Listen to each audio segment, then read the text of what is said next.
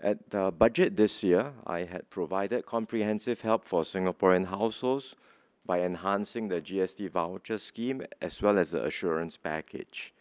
The measures from these schemes are progressively being rolled out. Meanwhile, we have been tracking closely the state of the economy. Inflation in Singapore remains elevated but has shown signs of easing. Economic growth has been sluggish, but we don't expect a recession this year. However, the risks are weighted on the downside.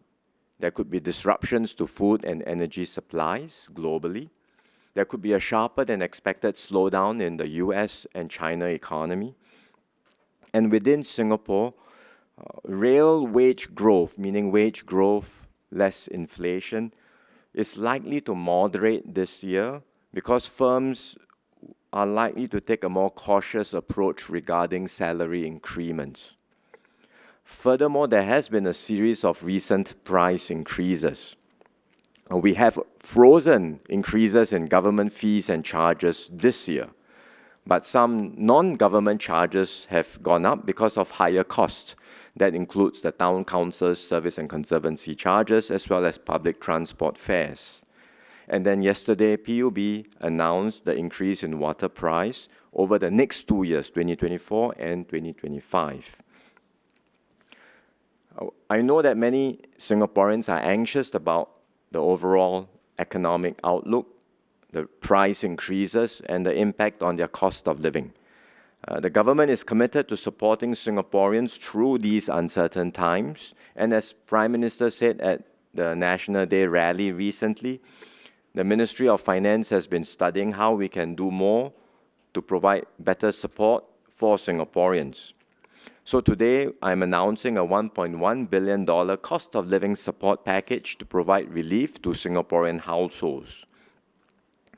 This package provides help for all Singaporean households with more support for the lower and middle income groups, and it builds on the measures announced at this year's budget.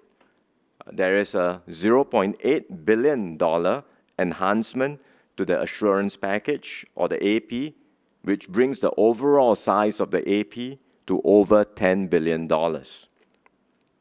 There are 4 components to the AP enhancements. First, I will provide cash special payment of up to $200 in December this year. About 2.5 million adult Singaporeans will receive these cash special payment, and combined with what was in the budget, they will receive up to $800 in cash this December. Roughly about more than half of adult Singaporeans will receive the maximum amount of $800. Second, I will provide every Singaporean household with additional $200 in CDC vouchers in January next year. Combined with what was announced in the budget, every Singaporean household will receive $500 worth of CDC vouchers in January 2024. And as usual, it will be split equally. Half goes to the participating heartland merchants and hawkers, and the other half can be spent at participating supermarkets. The CDC vouchers in 2024 can be claimed digitally from 3rd January 2024 onwards. Third, I will provide an additional one-off half-month of SNCC rebate in January next year. This will, on average, fully offset the SNCC increase in the first year of increases for 1 to 4 room flats and about 85% for larger HDB flats. And then fourth, I will provide an additional $20 per quarter of USAVE rebates for eligible HDB households over 2024 to 2025, starting from January next year. And this will cushion the impact of higher utility bills arising from the increases in water price, which PUB had announced, and also the upcoming increase in carbon tax. The additional USAVE rebates will on average fully offset the increase in utility bills for 1 to 2 room flats over the next 2 years, so fully offset the increase for 1 to 2 room flats and offset about 80% of the increase for 3 to 4 room HDB flats. And as announced by the Ministry of Transport last week, I will provide additional public transport subsidies to moderate the fare increase this year. The additional subsidies amount to $300 million. That's why the overall package is $1.1 billion, because it was $800 million for the AP and then $300 million for public transport subsidies. And in addition, we will make available public transport vouchers worth $50 each for lower income households.